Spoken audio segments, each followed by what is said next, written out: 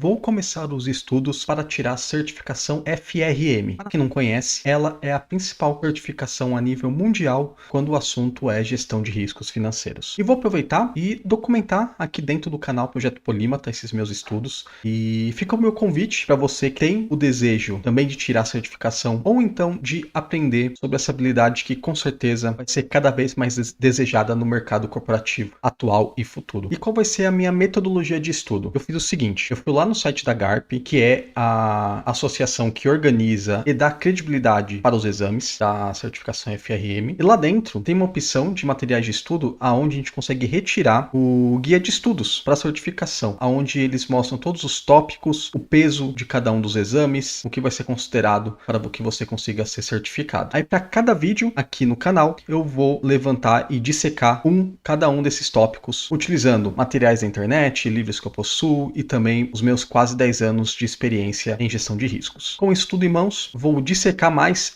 cada um desses tópicos e que pode ser de grande valia para você também, esses resumos e insights que eu vou dividindo por aqui em cada um dos vídeos. Aproveito e reforço o convite para que você se inscreva no canal e receba de antemão todos os vídeos que eu for atualizando sobre cada um desses tópicos da prova e que também curta o vídeo para que o YouTube repasse para pessoas com interesse similar ao seu. Vamos fortalecer o material em português que até então não temos tanto por aqui na internet. Dado todo o disclaimer, vamos para o vídeo.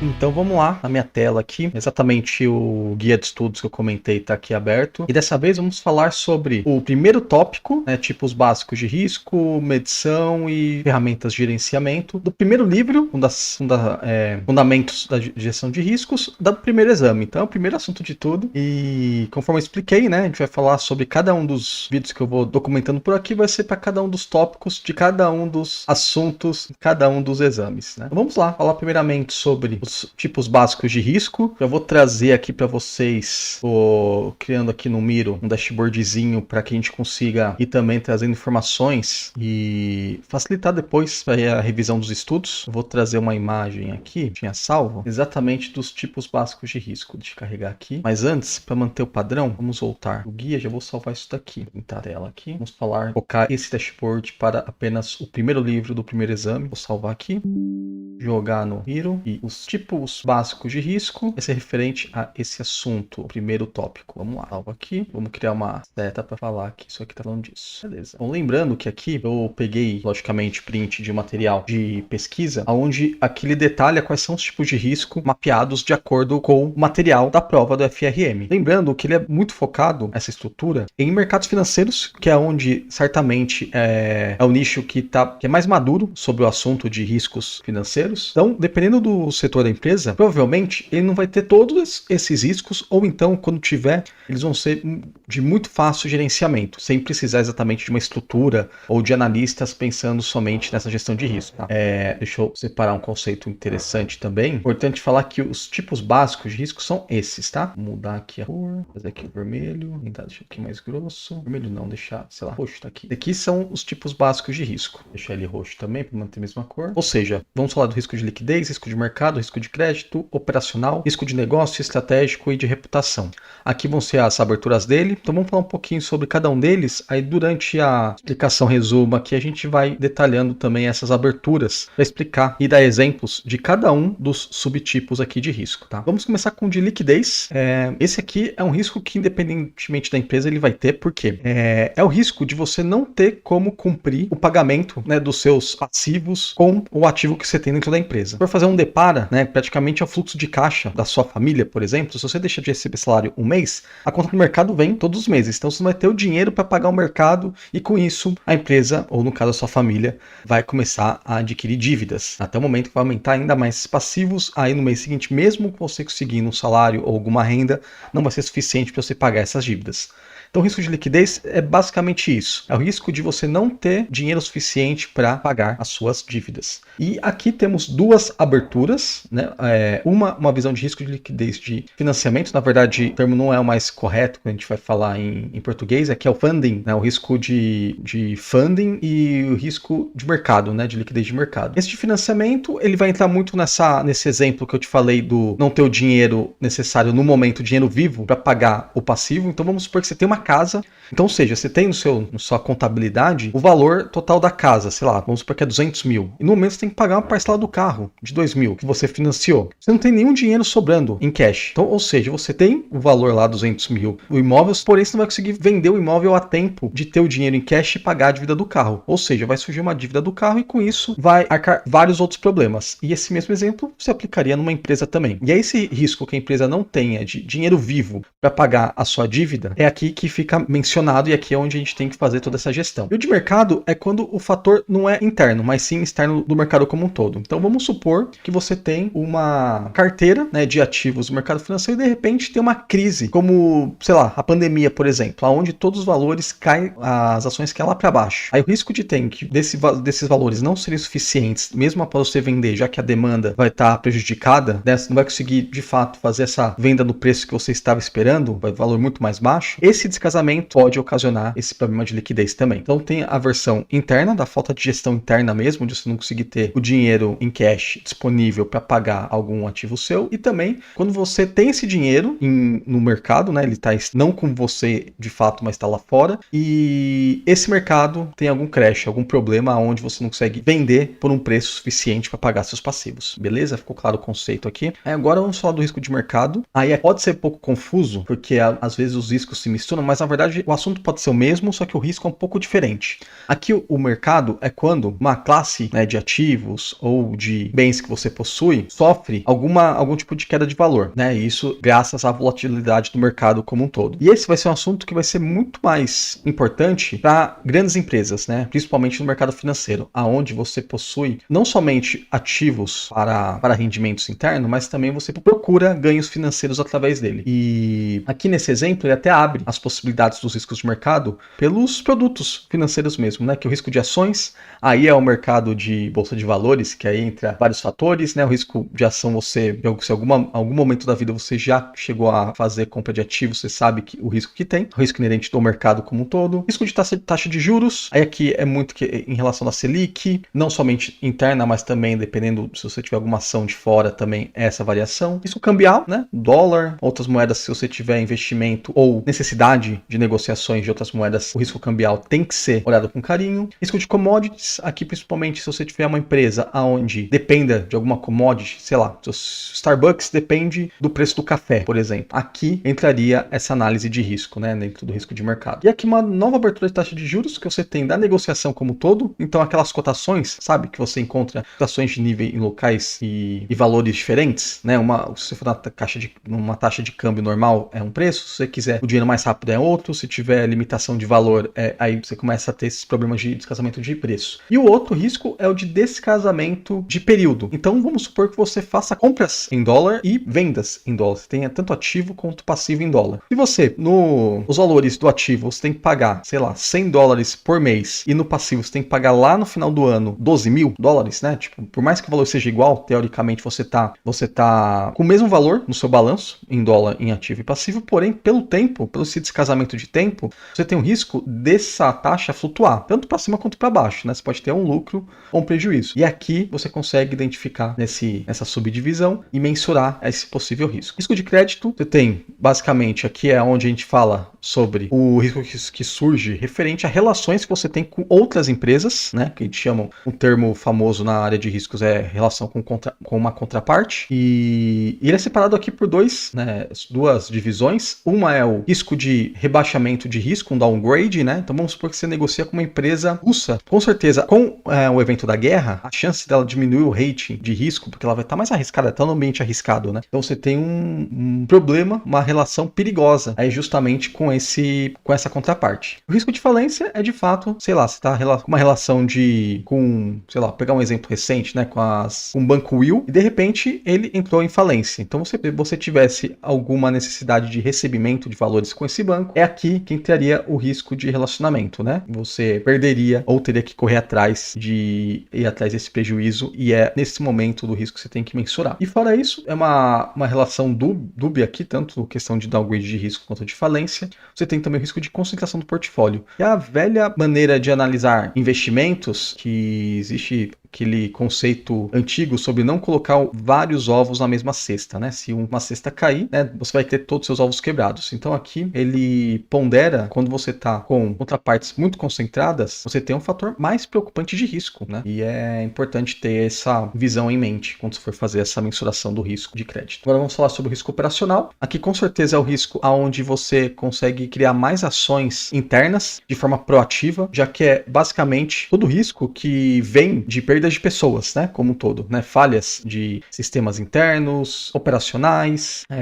fraude, enfim, todo esse âmbito que envolva pessoas dentro da sua companhia é um risco, cai dentro de risco operacional. E aqui tem 3 tipos separados, né, risco de combate à lavagem de dinheiro, que é um assunto muito falado em instituições financeiras, que tem relação de fraude, existem vários sistemas e mecanismos para você combater a fraude, inclusive é uma área muito requisitada até hoje e muito bem remunerada. Risco cibernético, que é um assunto com certeza atual e do futuro, e o risco de modelo. Aqui é um outro assunto também novo, não vai se aplicar a todas as empresas, provavelmente empresas mais complexas, né? Então qualquer risco que, qualquer metodologia interna, trazendo, por exemplo, no exemplo de bancos, o motor de identificação de um cliente bom ou inadimplente, ele entra aqui no risco de modelo, né? É a possibilidade do risco ou estar desatualizado ou ser feito com premissas erradas, né? E por último, risco de negócio, estratégico de reputação. No material do FRM eles colocam tudo no mesmo lugar, já que eles possuem uma certa correlação, né? E eu enxergo que a principal diferença no risco de negócio e estratégico é que o risco de negócio ele é mais focado no nicho que essa empresa está. Então aqui, por exemplo, se você for o Uber, o risco do negócio pode estar numa possibilidade de greve dos motoristas, né? Então ele é inerente ao negócio, você não tem muito como fugir quando você olha como o negócio, como está desenhado hoje da empresa. Um outro risco também é de aumento de tributos provindas, sei lá, de influências de taxistas, né? Tô dando aqui alguns exemplos pensando agora, assim, sem pensar de forma muito mais profunda. O estratégico é quando envolve mais pensamentos a longo prazo. Então aqui, se, por exemplo, aqui usando o caso do Uber, se ele tem uma estratégia de zerar motoristas humanos e tem uma proposta de longo prazo de ter somente carros autônomos, aqui o risco estratégico é, de fato, até lá os carros autônomos forem bloqueados por lei ou forem limitados por alguma questão jurídica ou uma escolha errada, sendo que talvez a tecnologia não esteja madura o suficiente para cumprir o plano estratégico da empresa. E de reputação é, de fato, a imagem que a empresa tem perante os potenciais atuais clientes e como o mercado como um todo. Um exemplo famoso aqui no Brasil é a Samarco, a empresa Samar, né? No caso de Brumadinho, com certeza muita gente deixou de ter qualquer tipo de simpatia por empresas que tiveram participação aí em desastres regionais, né? Acabou com uma cidade toda. Agora vamos falar um pouco sobre como medir cada um deles. Você percebe que já dei alguns exemplos aqui em cada um deles. Então, no liquidez, conforme eu tinha falado, uma forma legal de medir que risco é esse é fazer uma análise histórica de spread, por exemplo, que é a diferença do preço de compra e venda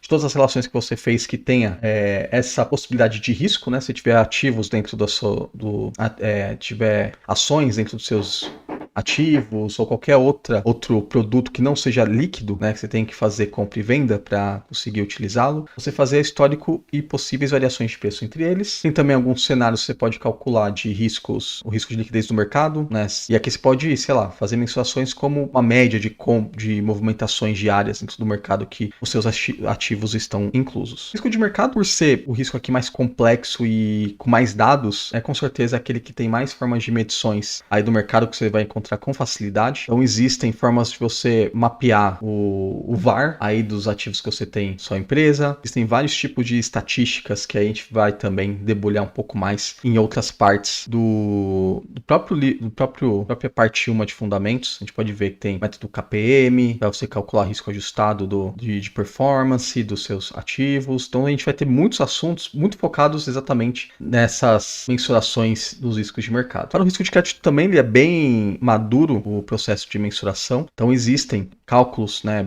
inclusive de várias supervisionadas, né, no mercado aqui para os bancos do Brasil, aqui tem o Bacen, que fornece modelos, SUSEP na parte de seguros, também existem esses mesmos modelos lá para fora, Estados Unidos, Europa, que basicamente eles se parecem, onde você tem um modelo de perda esperada, de probabilidade de inadimplência, que aqui você pode pegar dados históricos, e exposição de default também, e o nível de severidade da perda. Então a combinação desses indicadores você consegue chegar a mensurações de risco de crédito. O operacional aqui é muito baseado em histórico da companhia e, sei lá, um banco de dados de perdas operacionais, onde você tem anotado o histórico de, se você for uma empresa de fabricação de carros, quantas vezes de uma forma operacional você entregou carros com defeito, por exemplo. Aí você tem, sei lá, de cada 1000 carros produzidos, 2 saem com algum tipo de problema devido a falhas operacionais. Aí que você tem uma maneira de conseguir mensurar esse risco operacional. E aqui é legal que você consegue criar maneiras, né, as suas ações internas fazem você ver na prática a diminuição do risco operacional, já que, sei lá, se você cria um material, um passo a passo de como fazer tal ação e limitar para apenas funcionários experientes para ações mais difíceis, enfim, dá para você pensar em todos os processos de melhora interna de risco operacional dentro da empresa, onde você consegue ver na prática e mensurar e demonstrar esses ganhos financeiros através desse risco. E por último, risco de negócio, estratégico de reputação. Aqui é importante, existem frameworks, né, tem a estrutura de gestão de risco, que faz que você mapeie todo o seu processo de planejamento, estratégia de companhia, que você envolva a mensuração e avaliação de riscos em todas as etapas desses processos, que também a gente vai ter esse assunto mais aprofundado dos materiais posteriores, de como fazer, com exemplos e tudo mais. Mas existe já esse guia de melhores práticas de como você incluir a gestão de riscos em todas as fases do negócio, principalmente na parte de planejamento, estratégia. É muito importante você fazer essa parte antes, mensurar e calcular essas possibilidades através de criação de cenários, né, baseado nos riscos atuais da companhia, e com isso conseguir mensurar também esse quadrante de risco. E por último, vamos falar sobre as ferramentas de gerenciamento. Existem várias e é exatamente esse assunto que vai ser alimentado com todos os outros tópicos, principalmente em outros livros, né? Esse primeiro livro aqui de fundamentos é mais fundamento, como ele mesmo já explica, mas vamos voltar aos exemplos para cada um dos riscos. De liquidez, o mais famoso do ferramenta de gerenciamento é a ALM, onde você consegue olhar todos os seus ativos por período. Então tudo que está a vencer você tem disponível líquido de ativo e a vencer de passivo, você começa a casar para que você tenha o mesmo valor de um lado e para o outro, você tem ativo suficiente dentro desse passivo. E não só olha o período, mas também olha qual é o seu indexador, se ele está em dólar, se ele é uma ação, enfim. Olha exatamente o que você precisa ter baseado nesses seus indicadores nos ativos para cobrir esses passivos. No mercado, por isso que de mercado existem várias ferramentas externas que você pode utilizar, como a aquisição de derivativos, né, financeiros, por exemplo, contratos futuros. Vamos dar o mesmo exemplo aqui do Starbucks. Se ela precisa sempre ter café, isso aqui é uma necessidade eterna, né, tipo, inerente ao seu negócio, ela pode, para mitigar o risco, comprar cafés derivativos de contratos futuros do café futuro. O que acontece? Por um valor aí é um assunto mais específico de mercado financeiro, você tem a possibilidade de comprar e ter disponível o café daqui a 4 meses, daqui a 5 meses. Logicamente, o preço vai estar ajustado baseado no mercado. Você tem uma expectativa de alta, vai estar um pouco mais caro, de expectativa de baixa, está um pouco mais baixo. E se você comprar já hoje, você já garante, se porventura ele lá no futuro, daqui a 4 meses, tiver um desvio muito grande de preço, você vai pagar o preço que você já negociou anteriormente. E através desse preço você tem muito mais facilidade de entender o que vai precisar de ativos no futuro. Então, mesmo pagando um pouco a mais, você se livra de se expor nesse risco de commodities especificamente. E através disso você consegue criar ferramentas para diminuir a exposição de cada um dos tipos de risco aqui, fazendo esse negócio. E logicamente, o mercado, diversificação de portfólio também, obviamente vai diminuir a exposição desse tipo de risco. Você ter também limitações de risco, limite stop loss, VAR, sensibilidade, análise de cenários. Então aqui eu te recomendo ir pesquisando em outros materiais, que vão existir várias ferramentas aqui de gerenciamento do risco de mercado. De crédito também você possui derivativos de crédito, acordos de garantia, um contrato bem desenhado, você consiga, se porventura, em caso de default da contraparte, você consiga rever o seu dinheiro. Tem também seguros que você consegue comprar para diminuir a exposição desse risco. O operacional, conforme eu falei, aí vai muito de gestão interna, então você pode criar indicadores para gerenciamento risco operacional, identificar com a data science, de fato, análise de dados, as perdas históricas, onde estão os seus gargalos, sistemas de avaliações de desempenho para estimular a diminuição de riscos operacionais, melhores práticas de riscos cibernéticos, né, evitar spam, que seja vítima de phishing, várias outras ferramentas de hackers aí para invadir a empresa. Então aqui é muita coisa que você consegue trabalhar da gestão do risco operacional. E no de negócios, também já tinha meio que falado, né, a estrutura de gestão de riscos. A CEP pode pesquisar com a sigla ERM, que vai ter muito material sobre isso para você aprofundar também. Criação de cenários, uma análise de cenários macroeconômicos, você entender as possibilidades, um cenário pessimista, um otimista, e com isso você consegue fazer testes de estresse, testar como vai ser, como fica seu negócio se tiver alguns fatores, como por exemplo, alguma crise nacional, um aumento da taxa Selic, diminuição da taxa de juros, enfim, você pode simular cenários que vai ser uma ótima estratégia muito avançada para qualquer companhia. E aí, curtiu o resumo? Deu para ter mais insights e motivações para que você continue por aí os seus estudos? Peço que você dê um like no vídeo para que ele seja repassado para outras pessoas com um perfil similar ao seu. Se inscreva no canal para receber os próximos vídeos também. Te agradeço a atenção e te aguardo para o próximo vídeo.